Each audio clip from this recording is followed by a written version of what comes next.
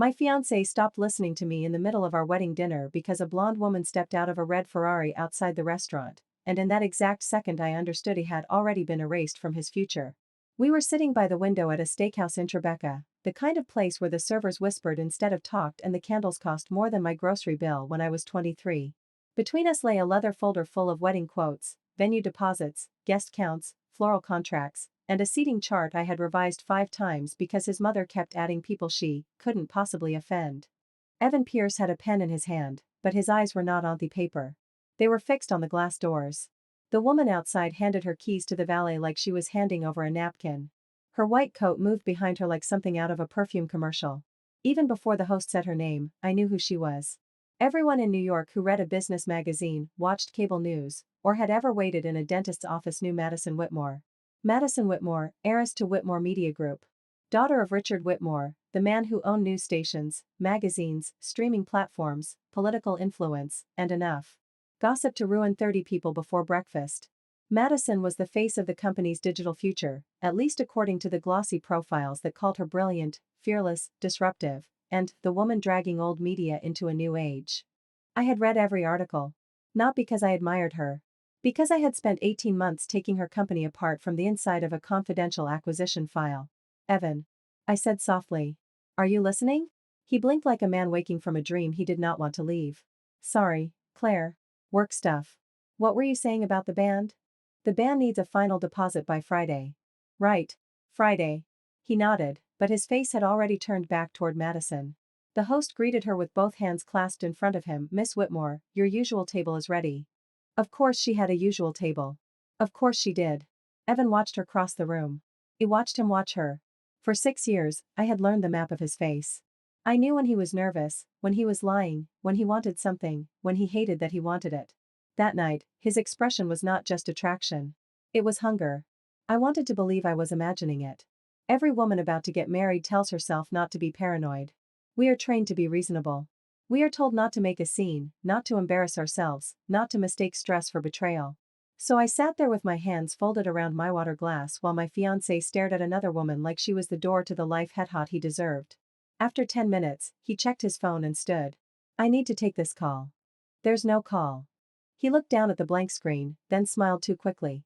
It's a client. I was waiting for him to call. I'll be 2 minutes.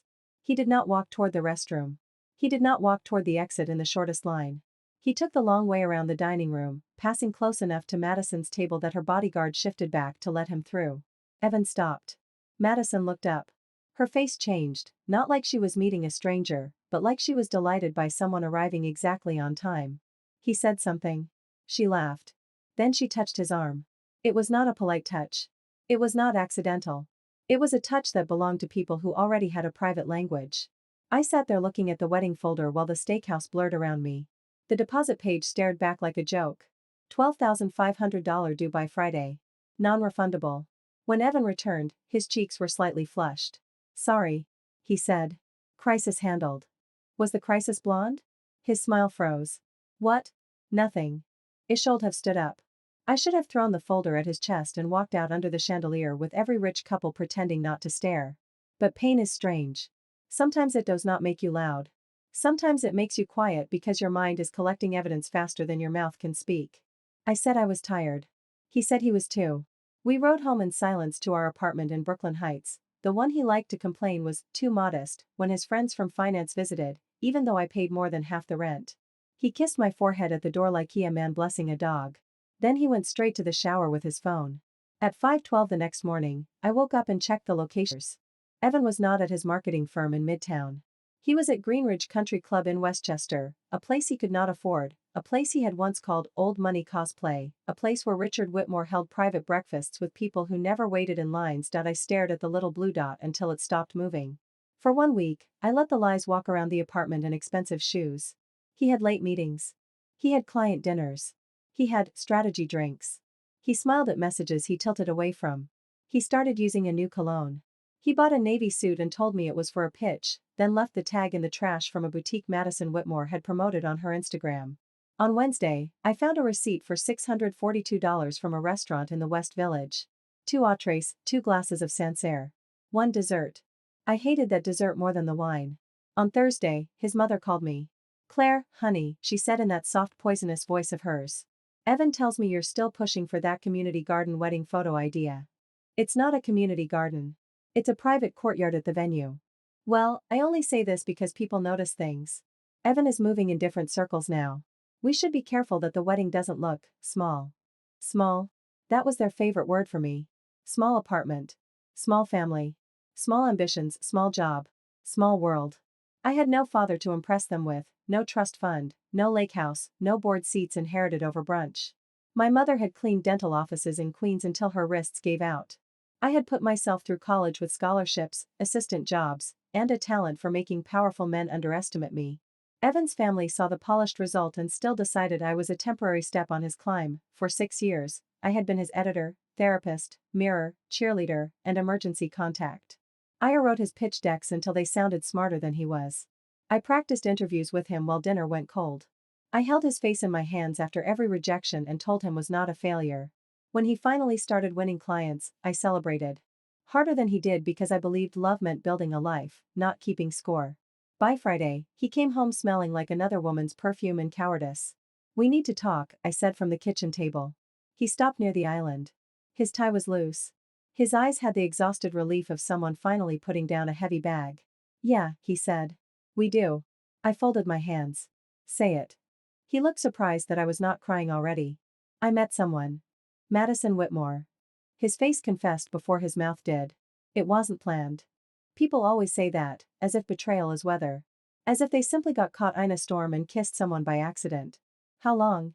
He rubbed his jaw. Claire, don't hat. How long? A few weeks. A few weeks since you touched her at the restaurant, or a few weeks since you decided I was too small for the life you wanted. That landed. He looked away. She understands my ambition, he said. She sees my potential. With her, I don't have to explain why I want more. I laughed once. It sounded nothing like him. You're leaving me because she understands ambition? I'm leaving because I feel like I am suffocating. He said it with more confidence now, rehearsed confidence. I love you. I'll always care about you. But we want different futures. No, Evan. You want someone else's future. His eyes hardened. That was the man beneath the charm, the man who appeared whenever gratitude became inconvenient. You don't get it, he said. That's the problem. You're comfortable being stable, safe, ordinary. I'm not. Ordinary. There it was. My ring felt heavy on my finger. It was not even a large ring. He had once apologized for that, and I had told him I loved it because I loved him. Now I wanted to laugh at the memory of being so easy to please. He walked into our bedroom and started packing. Not slowly. Not with grief. He had already chosen what he would take. 2 suits, his watches. The expensive shoes I had bought him after his first major account. The framed photo from our trip to Maine stayed on the dresser, face down. While he packed, his phone buzzed on the bed. Madison, is it done? I looked at the screen. He saw me see it. Don't, he said. Don't what? Read the message from the woman waiting for confirmation that you ended our engagement. He grabbed the phone. Claire, let me handle this with some dignity. That almost broke me. Not the affair, not the perfume. Not the country club. The audacity of a man asking for dignity while standing over the wreckage he made.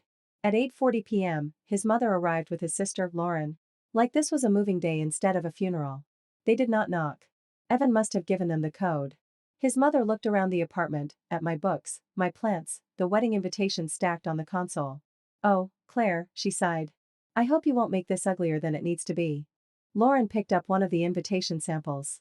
Do we cancel these or just change the bride's name? Evan snapped, Lauren. But he did not defend me. Not really. He never defended me when it cost him anything. His mother held out her palm. The ring belongs to the family. It was Evan's grandmother's setting. It's my engagement ring. It was given under circumstances that are no longer moving forward. I slid it off and placed it on the table. My hand looked naked, but not weak. Take it. She looked satisfied, which made me want to burn the building down. Evan zipped his suitcase. I don't want to leave you in a bad spot, he said. This place is expensive. I can cover next month's rent. There was pity in his voice. Pity. He thought my salary as a project coordinator at Meridian Holdings was all I had. He thought I clipped coupons because I was broke, not because my mother had taught me never to confuse income with security. He thought I wore understated clothes because I could not afford better ones, not because the most powerful rooms in America are full of people who know a quiet suit can scare louder than a diamond necklace. He did not know the truth. For 3 years, my public title at Meridian had been Senior Project Coordinator, 6th floor. Safe, boring, invisible. That was the title Evan knew, the title his family mocked, the title that made him comfortable underestimating me. My real work happened behind a locked elevator and a non-disclosure agreement so strict even me company phone had two identities. I was Director of Strategic Integration for Meridian's private acquisition arm, the right hand of our CEO, and the architect behind the most aggressive media expansion in our firm's history, including the purchase of Whitmore Media Group. Madison Whitmore was not just the woman my fiancé was leaving me for. She was the underperforming digital executive whose division I had spent 18 months dissecting, whose budgets were inflated, whose launches had failed, whose vision had burned through millions in investor confidence, and whose future could be erased from the org chart with one signature from the board. Evan lifted his suitcase. Sometimes people outgrow each other, he said from the doorway. I need someone who can take me to the next level. I looked at him. Really looked at him. The man I had loved was still in there somewhere, buried under ambition like a body under fresh cement. I wondered if I had missed the moment he changed, or if this was who he had always been when he thought nobody important was watching. Then go, I said. He waited, maybe hoping I would beg. His mother waited too, lips pressed together, hungry for my humiliation. I gave them nothing. The door closed. The apartment became so quiet I could hear the elevator cables hum behind the wall. I stood there for a long time with my hand on the table where the ring had been. Then I walked to my desk, opened the locked drawer Evan had never been curious enough to ask about, and removed a black folder stamped with Meridian's seal. Inside were the final acquisition briefing, Madison's performance analysis, Richard Whitmore's debt exposure, and the schedule for Monday morning's executive session. At the top of the agenda was my name. Evan had left thinking he had traded me for power. He had no idea that in 3 days, I would walk into a boardroom across from Madison Whitmore, not as the abandoned fiancé from the steakhouse, but as the woman holding the knife over her title, her company, and the future he had tried to buy with my heartbreak. Monday morning, I wore a charcoal suit, black heels, and my grandmother's pearls. Not because they were expensive. They were not. My grandmother had bought them from a department store in 1979 after saving tips from a diner in Astoria. I wore them because she had once told me, when people expect you to shrink, put something around your neck that reminds you to keep your head up. I walked into Meridian's lobby at 7:15 a.m. While the city still looked half asleep. The security guard on the public desk nodded. Morning, Claire. 6th floor? Not today. His eyebrows lifted when I swiped my black executive card at the private elevator. That card made a different sound from the regular employee badge. A clean, sharp beep. A sound like a door deciding who mattered. The elevator rose past the 6th floor. Past finance. Past legal.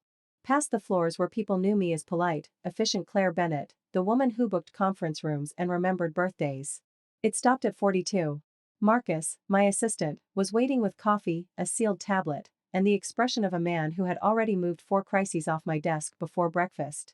Good morning, Director Bennett, he said. The acquisition team is assembled. Whitmore's representatives arrived 12 minutes ago. Madison Whitmore is in conference room A with her counsel. Richard Whitmore is not attending in person. Of course he isn't. Legal cleared the restructuring language. Finance updated the debt schedule. We also received confirmation that Whitmore Digital's advertising churn is worse than reported. How much worse? Another 9%. I took the coffee. Beautiful. Marcus almost smiled. I thought you might say that. At the end of the hall, glass walls looked out over Manhattan. From up there, the city appeared manageable, like a model someone rich had commissioned. I paused near the reflection and touched my pearls. My eyes looked tired, but not broken. Good. Broken women make people comfortable. Tired women make them careless. Conference room A held 11 people when I entered. Lawyers, bankers, analysts, 2 outside advisors, our CEO Daniel Cross, and Madison Whitmore at the far end of the table in an ivory pantsuit. In person, she was beautiful in the curated way expensive women often are, every detail chosen to appear effortless. Her hair was smooth, her posture straight, her watch worth a semester at my college. At first, she barely glanced at me. Then her eyes returned to my face. Recognition moved through her slowly, then all at once. The restaurant. Evan's arm. The abandoned fiancé. Her lips parted. You're Claire Bennett, I said before she could decide how to place me. Director of Strategic Integration, Meridian Holdings. The room went still. Daniel Cross stood. Claire has led the Whitmore integration model from the beginning. She'll be walking us through the operational risks. Madison looked from him to me, then to the folder in front of her. Her face recovered fast, but not fast enough. I plugged in my tablet. Revenge is overrated when it looks messy. Real revenge wears clean lines, speaks in calm sentences, and lets the numbers do the bleeding.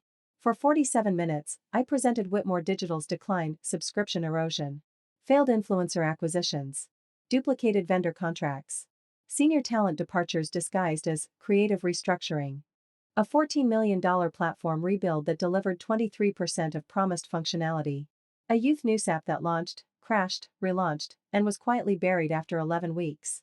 Campaigns Madison had approved because they looked good in interviews but converted like wet paper. Every slide was accurate. Every chart was sourced. Every conclusion had been reviewed bilingual twice. I never mentioned Evan. I did not need to. Madison's counsel interrupted once. Some of these figures are taken out of context. I clicked to the next slide. Then let's add context. The room's attention shifted toward the screen. Madison's jaw tightened. At slide 32, I said, our recommendation is a full restructuring of Whitmore Digital following acquisition. The current leadership model is not sustainable. Madison leaned forward. Say what you mean. I met her eyes. The position of Chief Digital Officer will not continue in its current form. The silence that followed was soft and expensive. Daniel Cross did not rescue her, her lawyer looked down. One of Whitmore's own advisors wrote something on a legal pad and slid it to the man beside him. Madison smiled, but it was no longer effortless. This is personal. No, I said. Personal was Friday night. This is a performance review. Her eyes flashed. You expect everyone here to believe your judgment is clean? I expect everyone here to read the report. I did not raise my voice, that made her angrier. After the session ended, people gathered their folders with the awkward speed of adults fleeing a fight at a wedding reception. Daniel asked me to stay for 2 minutes, praised the presentation, warned me that Whitmore's board would push back hard, and told me to keep everything documented. I always do, I said. Madison remained seated until the room emptied. Then she stood. You knew who I was at the restaurant. Yes. And you let him talk to me. I almost laughed. I let him. Her cheeks colored, that's not what I meant. What did he tell you about me? She hesitated. That hesitation told me everything before she did. He said you were separated emotionally. He said the engagement was basically over. He said you didn't understand him. Of course, headed. Madison looked at the dark screen where her career had just been reduced to numbers. You planned this because of him. I gathered my papers. This process started 18 months before Evan decided your last name sounded better than my vows. I walked out before she could answer. By 6 p.m., every news outlet that cared about business rumors had heard that Meridian's acquisition of Whitmore Media was moving into final review. No names. No tails. But the market smelled blood. Whitmore stock dipped 4% before close. At 8:10, my building doorman called. Ms. Bennett, there's an Evan Pierce here to see you. I should have said no. I should have gone to bed, eaten cereal from the box, and blocked him forever, but curiosity is the last bad habit love leaves behind. Send him up. He stepped into the apartment like a man entering a museum after discovering she used to sleep beside the owner. His eyes moved over the walnut bookshelves, the art he had assumed was cheap, the bar cart with Japanese whiskey he had once called a gift from some vendor, the locked cabinet now standing open behind my desk. You lied to me for 6 years, he said. I closed the door. That's your opening? You let me think you were a coordinator. You let me think you were faithful. His face hardened. That's different. It usually is to the person doing it. He walked into the living room, restless, humiliated, angry that humiliation was a room he could not charm his way out of. Madison is furious. Her father is furious. I'm touched the family is spending. You humiliated her. I presented data. You targeted her because of me. Evan, I have sat in rooms with senators, union chiefs, hedge fund managers, and founders who think yelling is a business model. Do you really believe I risked a $2.3 billion acquisition because you couldn't keep your hands to yourself? That number hit him like a slap. $2.3 billion? You didn't know? He looked away. Greed moved across his face before shame could cover it. He was not thinking about what he had lost in me. He was calculating the altitude of the world he had almost entered. You should have told me who you were, he said. I stared at him. Would it have changed anything? He did not answer fast enough. There are pauses that end a relationship more completely than betrayal. That was one of them. Finally, he said, I loved you. No. You loved being loved by me. There's a difference. He looked at my hand where the ring had been. My mom shouldn't have asked for that. But you let her. I was overwhelmed. You were cruel. His voice dropped. Don't make an enemy of me, Claire. That was the first truly honest thing he had said since leaving. Not an apology. Not regret. A warning. I stepped closer. You became my enemy when you walked out of this apartment believing I was too weak to survive it. He left without another word. The next morning, I called the managing partner at Hartwell and Lane, Evan's marketing firm. I did not call as an ex. I called as Meridian's acquisition director with documentation. I sent over emails showing Evan had leveraged Whitmore introductions to win 4 clients, misrepresented his access to Meridian, and used confidential strategic language that looked disturbingly similar to internal material from my team. By Wednesday at noon, Evan Pierce was unemployed. At 12:21, Lauren texted me. You vindictive witch. At 12:23, his mother texted. You destroyed my son because he chose a better life. At 12:25, Madison's name appeared on my phone. I stared at it for 3 rings before answering, what? Her voice was tight. Did Evan send you anything? That depends. Are you asking Asha's girlfriend or as a Whitmore executive? I'm asking because my father just told me not to speak to him directly anymore. That got me attention. Why? I don't know. But Evan is panicking. He keeps saying you're going to turn this into something bigger than a breakup. It already is bigger than a breakup. She went quiet. What do you mean? Before I could answer, Marcus appeared at my office door with a tablet in his hand and the color drained from his face. Claire, he said. You need to see this. I ended the call. On the screen was a trading activity report flagged by our forensic finance accounts shortly before confidential acquisition milestones. The trades were too well timed to be luck. Too clean to be amateur. One beneficiary name had been hidden behind an LLC, but not well enough. Pierce Strategic Consulting. My stomach went cold. Evan had created that LLC 8 months earlier, supposedly for freelance marketing work. I had helped him choose the name while making pasta on a Sunday night. Marcus scrolled. There's more. Some of the trades correspond to nights when internal Meridian files were accessed from your home IP. For a moment, the room tilted. The week before our final acquisition model, Evan had asked to use me laptop because his had crashed before a pitch. I had been distracted. He had made coffee. He had kissed the top of my head. He had sat at my desk for 18 minutes. 18 minutes was enough. He copied files, I said. We don't know yet. Yes, we do. My voice sounded calm because the shock was too deep for emotion. Marcus swallowed. There's also an anonymous message forwarded to legal. He opened it. Check the conversations between Evan Pierce and Richard Whitmore. He didn't just fall for the daughter. He was recruited through her. Attached were 3 screenshots. Not enough for court. Enough to change the air in my lungs. Richard Whitmore had been speaking with Evan weeks before the steakhouse, maybe months. He had offered introductions, client access, and a future role if Evan could provide insight into Meridian's acquisition strategy.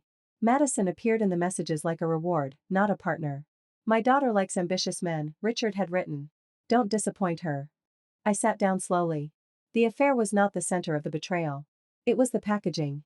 Evan had not only used me as a stepping stone, he had used my home, my trust, my laptop, my love, and then walked out with my wedding plans in one suitcase and stolen financial intelligence in another. At 9:40 that night, another email arrived from an encrypted address. Subject line, he is going to frame you.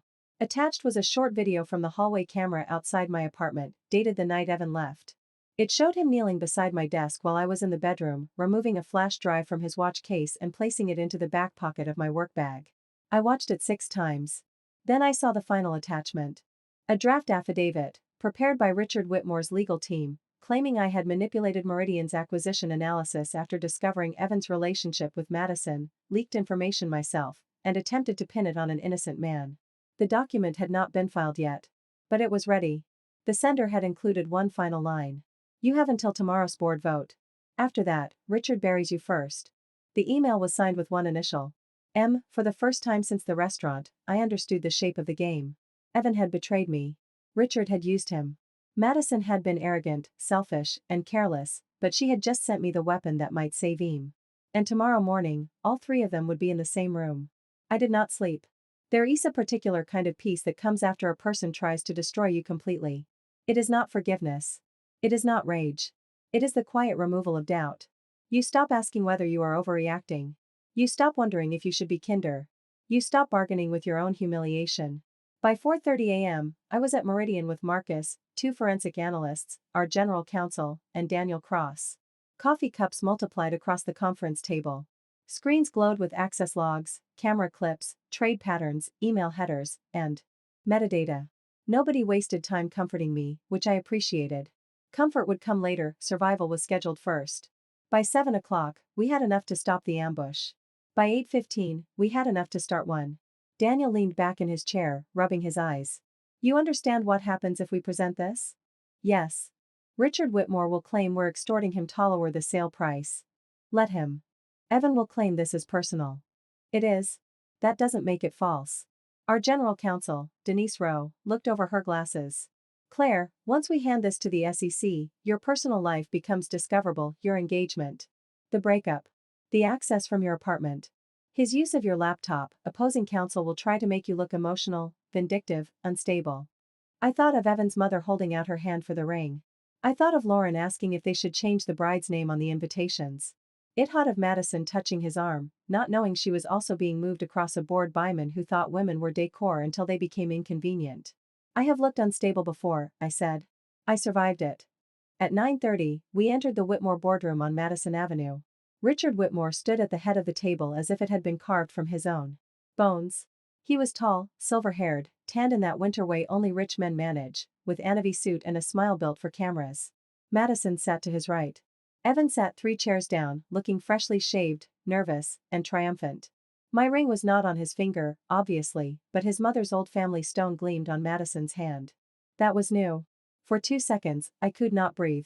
He had given her my ring. Not the setting, maybe. Not exactly. But close enough. Fast enough. Cruel enough. Madison noticed me looking. Her face tightened. She turned her hand under the table. Richard opened with charm. Ms. Bennett, he said. Given your personal entanglement with my daughter's relationship, I'm surprised Meridian allowed you to remain on this matter. There it was, the first knife, polished for public use. Denise began to respond, but I raised a hand. I'm here because I know the file. You also know Mr. Pierce. I used to. Evan flinched slightly. Good. Richard smiled. Then perhaps you'll understand our concern. We have reason to believe Meridian's analysis of Whitmore Digital was altered after you learned of Evan and Madison's relationship. He slid a folder across the table. A performance. A neat, expensive performance. I see, I said. Madison looked down. Richard continued, we are prepared to pause this acquisition pending an independent review. We are also prepared to notify regulators of possible misconduct inside Meridian. That sounds serious. It is. I opened the folder, the draft affidavit was inside, with a few new pages added. Evan's statement. He claimed he had become erratic, threatened his career, accessed his business accounts, and told him I would make Madison pay. It was almost elegant in its dishonesty. He had learned from better liars. I looked at him. You wrote this? His jaw flexed. I told the truth. The truth must be exhausted. Richard's smile faded.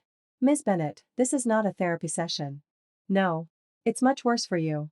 Daniel Cross cleared his throat. Before we proceed with any accusation, Meridian has a disclosure to make. Denise connected her laptop to the screen.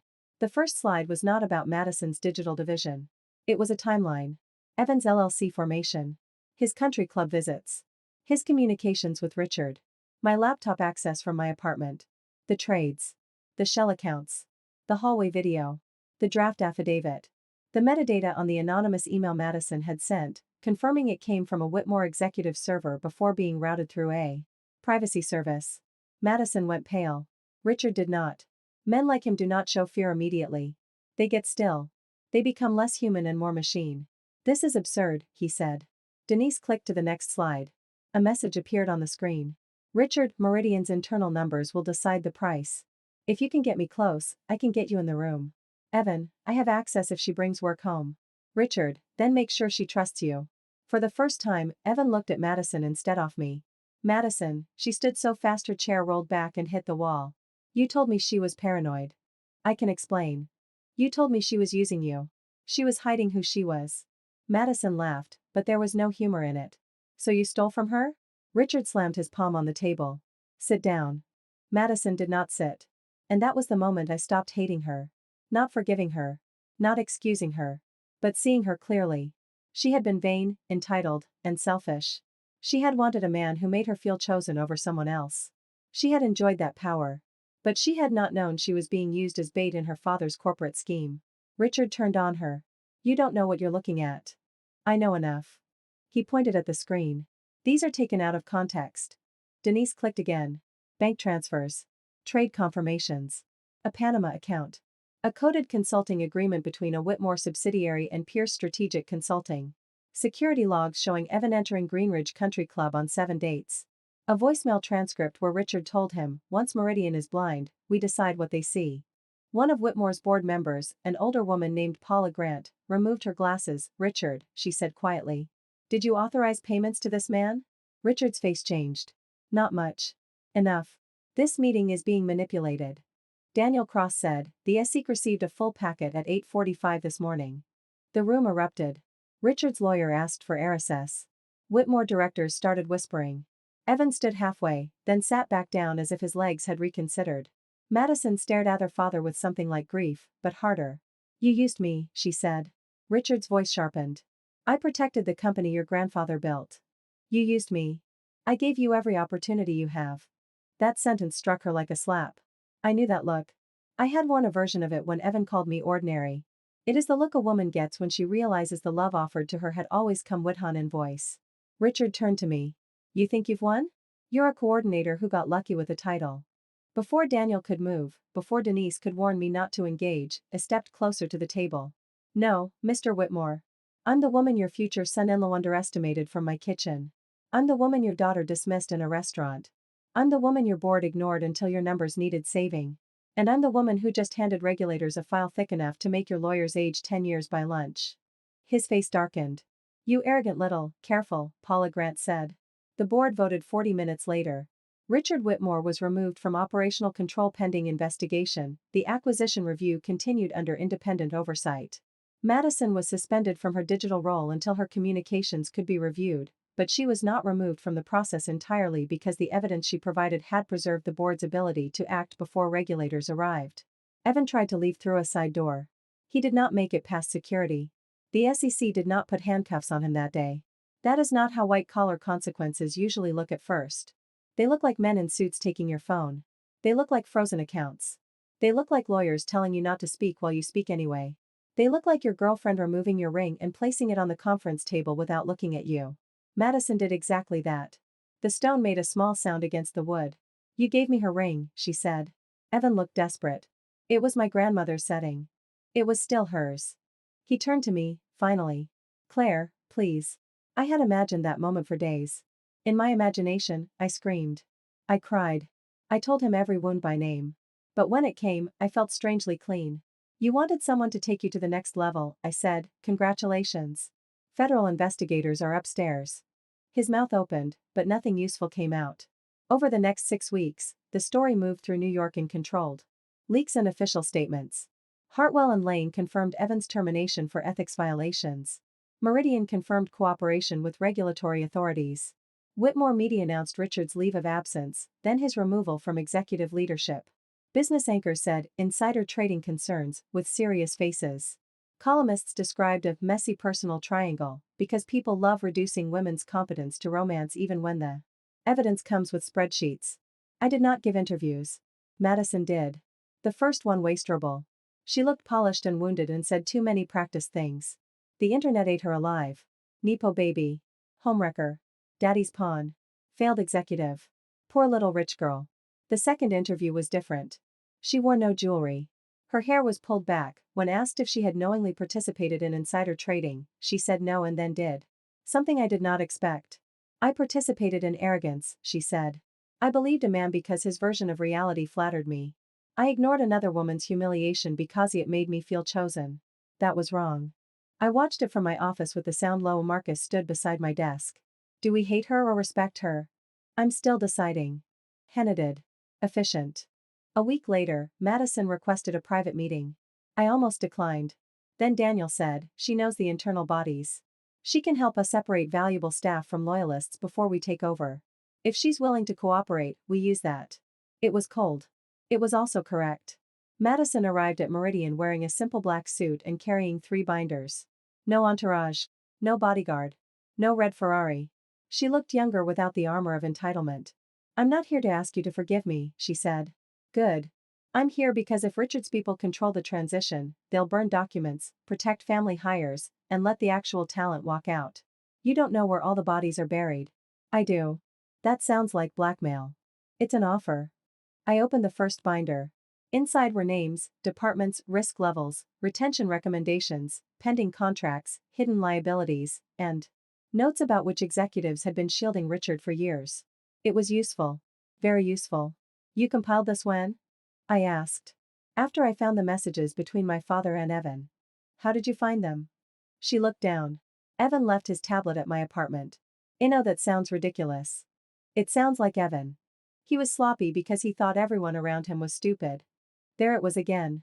The one thing all our enemies had in common. Madison took a breath. I knew he was engaged when I met him at the restaurant.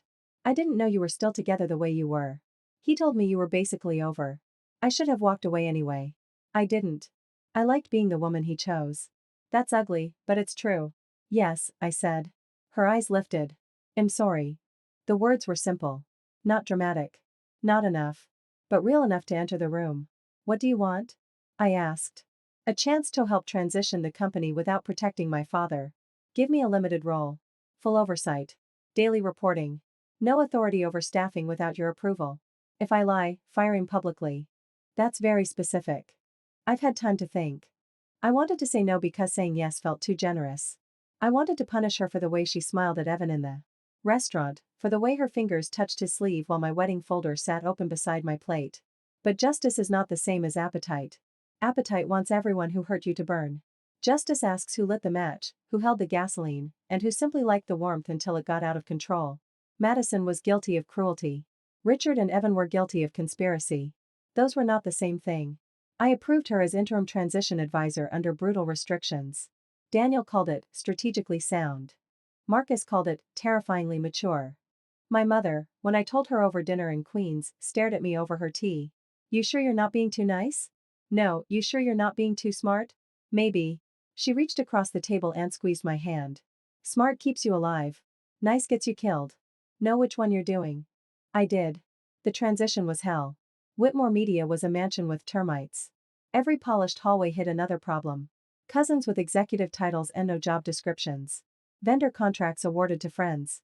Digital teams understaffed while consultants billed $900 an hour to explain TikTok to men who still printed emails. Richard's loyalists leaked to the press. Evan's lawyers suggested I had seduced him into corporate espionage, which would have been funny if it had not made me want to throw a chair. Madison worked harder than I expected. She fired 2 family friends. She turned over encrypted drives.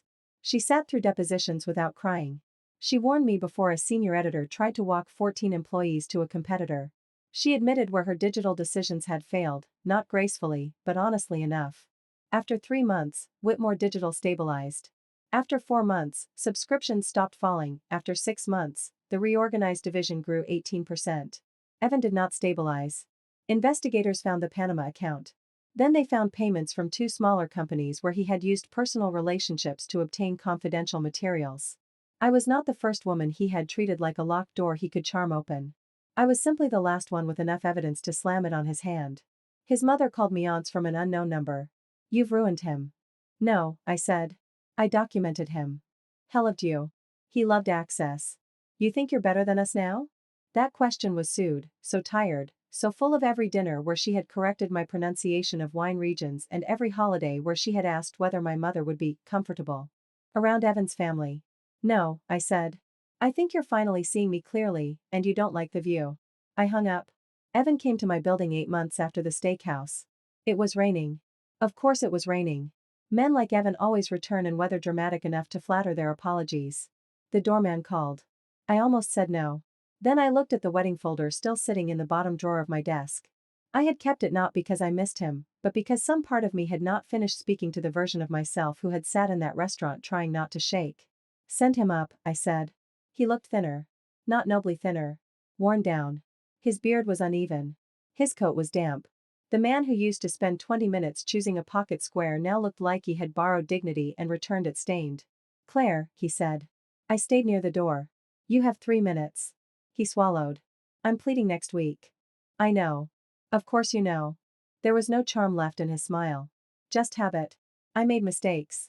That's what people call crimes when they miss the old version off themselves. He closed his eyes. I was scared. Of what? Being nobody. The answer surprised me because it was almost honest. You were never nobody to me, I said. He opened his eyes. They were wet, but I did not trust them. Evan had cried at commercials when he thought it made him look sensitive. That made it worse, he whispered. You loved me when I hadn't earned anything. And I kept thinking if you could love me like that, maybe it meant I wasn't built for more. Like I had tricked you too. For one dangerous second, I saw the boy inside the man. The insecurity. The hunger. The shame he had dressed in ambition because shame looks better in an expensive suit. Then I remembered the flash drive in my work bag. You could have talked to me. I know. You could have left without stealing from me. I know. You could have chosen not to hand another woman my ring. His face crumpled then, not into tears, but into something uglier. Recognition. I wanted you to feel small. There it was. The truth beneath all his other truths. Why? Because you made me feel small without trying. I stepped back as if the words had a smell. No, Evan. You felt small because you measured yourself against rooms you wanted to enter and decided the woman holding the door open was beneath you. He looked at the floor. If I had known who you really were, I raised a hand. Stop. He did. That sentence is why you never loved me. He had no answer. His plea deal resulted in 38 months in federal prison, restitution, and a permanent stain on every resume he would ever send. Richard Whitmore avoided prison because rich old men are often experts at landing on cushions, but he paid an enormous fine, accepted house arrest, and was barred from serving as an officer or director of any public company for 10 years. It was not enough. It was more than men like him usually get. Madison moved to New York permanently after the acquisition closed, not as a princess in her father's company, but as a senior operator inside Meridian with fewer privileges and more accountability than she had ever had. People said I was foolish to let her stay. People said I was brilliant. People said I was cold. People said I was merciful. People say many things when they are not the ones who have to live inside the consequences. The truth was simpler. I did not save Madison because she deserved a clean past. I kept her because she chose to become useful after being cruel, and because destroying every woman touched by a bad man only leaves the bad man at the center of the story. I refused to give Evan that. On the day the integration became final, I stood in the new Whitmore Meridian digital newsroom overlooking Hudson Yards. Screens glowed across the walls. Producers moved between desks. Young editors argued about headlines. The place felt alive again, not perfect, not healed, but alive. Madison came to stand beside me. My father would hate this, she said. Good. She smiled faintly. I found something in an old executive storage room. She handed me a small envelope. Inside was my engagement ring. Not the version Evan had given her. The real one. His mother must have taken it, reset a different stone, and stored mine with the family paperwork after the scandal made it too awkward to sell or wear. Madison had found it during the legal inventory. I thought you should decide what happens to it, she said. The ring lay in my palm, smaller than I remembered. I had cried over that ring. Defended it. Loved it. Removed it under the eyes of people who wanted to watch me break. Do I want it? Madison asked. No, I closed my hand around it. But I know what to do with it. That weekend, I took the subway to Queens and visited my mother. We walked to the diner where she had worked double shifts when I was a child. It had changed owners twice, but the counter was still there, the same long stretch of laminate where she used to count tips with aching hands. I placed the ring in front of her. She looked at it for a long time. Why are you giving me this? Because every life I built started with you standing behind counters like this. Sell it. Take a trip. Fix the bathroom. Buy something useless. I didn't care. I don't want his family's history. I want ours to get something back. My mother covered her mouth. Then she laughed and cried at the same time. Your grandmother would have called that recycling. Strategic recovery. She hugged me so hard my ribs hurt. That night, back in my apartment, I opened the wedding folder for the last time. The pages were still inside. Menu options. Floor plans. Floral palette. A list of songs that never played. A seating chart full of people who had already decided where I belonged. I tore the pages slowly. Not dramatically. Not angrily. Just one sheet after another until the life I had almost married became paper in a trash bag. At the bottom of the folder was a sticky note in Evan's handwriting from months before everything fell apart. Don't forget final deposit Friday. Love you. For a moment, I let myself feel the woman who had believed that note. She was not stupid. She was loyal. She was hopeful. She was tired from carrying a man who mistook being carried for being destined to fly. I did not hate her. I thanked her. Then I tore the note too. A year after the steakhouse, I attended a Meridian leadership dinner at the same Tribeca restaurant. Daniel chose it without realizing. I almost asked him to change the reservation, then decided against it. Some rooms should see you return. The host recognized the company name and led us to a private table near the window. Outside, a red sports car pulled up to the curb. For half a second, my body remembered pain before my mind did. Then a man got out, handed the keys to the valet, and helped his elderly mother from the passenger seat. She laughed at something he said. The car was just a car. I looked at the table in the corner where Evan had once stopped for Madison. It was occupied by strangers. Good.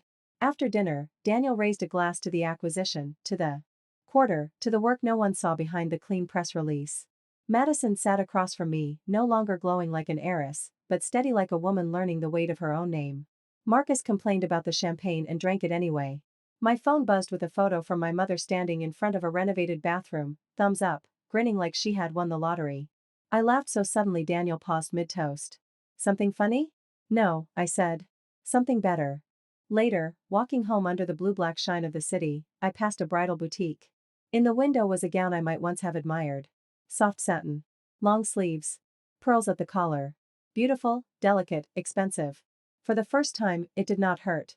Evan had wanted a woman who made him look powerful. Richard had wanted a daughter he could use and a thief he could buy. Madison had wanted to be chosen so badly she ignored the woman being discarded in front of her. His mother had wanted my silence as proof that I knew my place. They all made the same mistake. They thought quiet meant harmless. They thought kindness meant weakness. They thought a woman who did not announce her power must not have any. I did not need to scream in that steakhouse. I did not need to chase Evan into Madison's arms. I did not need to beg his family to respect me or convince Richard Whitmore I was dangerous. I only needed to wait long enough for each of them to show me who they were when they thought I could not defend myself. The best revenge was not watching Evan lose his job. It was not seeing Richard stripped of his empire. It was not even walking into Madison's boardroom with the truth sharp enough to cut the table in half. The best revenge was discovering that the life Evan tried to leave behind was never small. It was mine. And when I finally took my seat at the head of the table, I did not think about the man who left me for a last name. I thought about my grandmother's pearls, my mother's tired hands, the locked elevator rising past the 6th floor, and the woman in the restaurant who had swallowed her humiliation so quietly that everyone mistook it for defeat. They should have listened closer. That silence was the sound of me becoming impossible. Tomo.